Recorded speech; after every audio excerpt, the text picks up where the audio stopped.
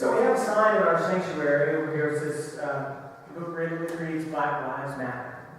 Now, at one time there were 3 signs posted in our sanctuary, standing on the side of love for marriage equality as well as other beauty issues.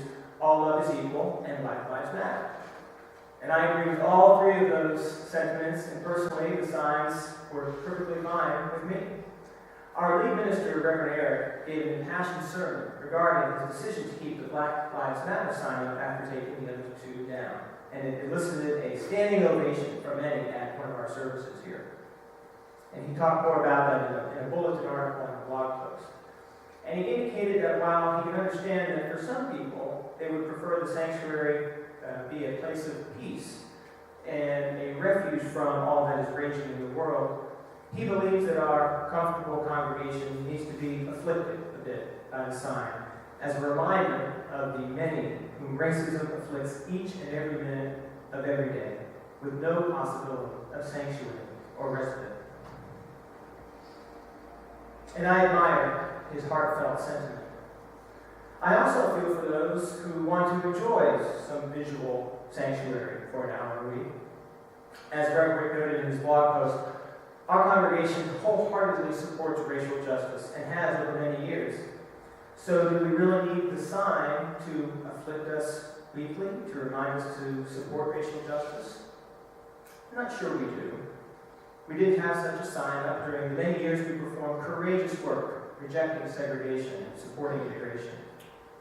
Reverend Wick replied that by having a sign up, we're choosing not to close our eyes and our hearts to racism. But if the sign came down tomorrow, would our eyes and hearts close? I don't think so. Now, apparently, some folks have trouble with the stark black and yellow colors on the sign. And perhaps an image like the one Rev Wick used once in his blog would be preferable to those folks. This graphic also has the benefit of incorporating the heart from the Unitarian Universalist Association's Standing on the Side of Love campaign to put our own faithful twist on the slogan. And for those who just don't like signs in the sanctuary period, I truly sympathize.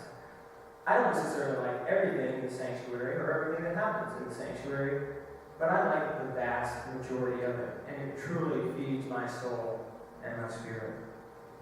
So, if the sign troubles you, I hope you can find a way to put aside your dislike of it, focus on what you do like, and rather than being upset, go out and continue to do the racial justice work, or whatever social justice work that feeds your spirit, where it can have an even greater impact outside the sanctuary.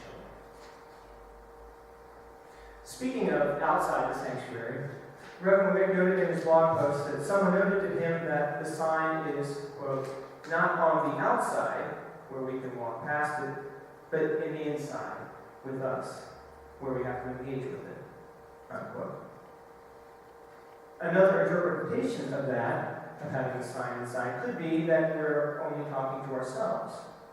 Sort of like hanging a sign for a political candidate up in your house where only you and the people you agree with it can see it.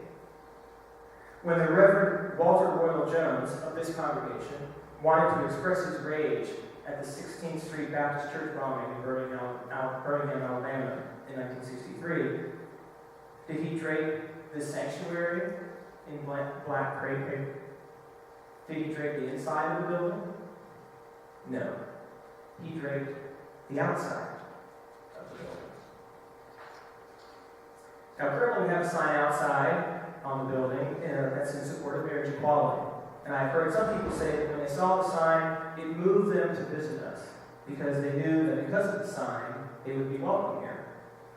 In the same way, if we'd like to be more welcoming to African Americans and other kindred spirits and, quote, have a lasting influence on local, national, and global programs that promote equity and integration, unquote, as we say in our mission, I'm thinking maybe the sign is needed outside the building to indicate that there are signs of life inside.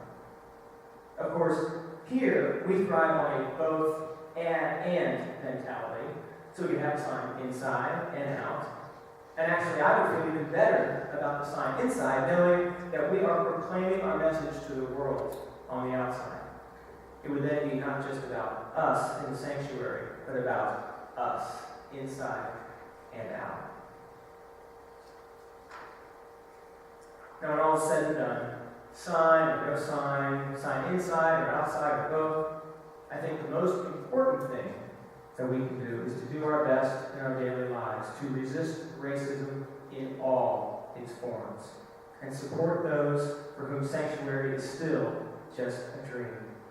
Remaining committed to what a person of color described to Reverend Eric as, quote, the hard, uncomfortable work that must be done for us all to be free, unquote, and blessed be.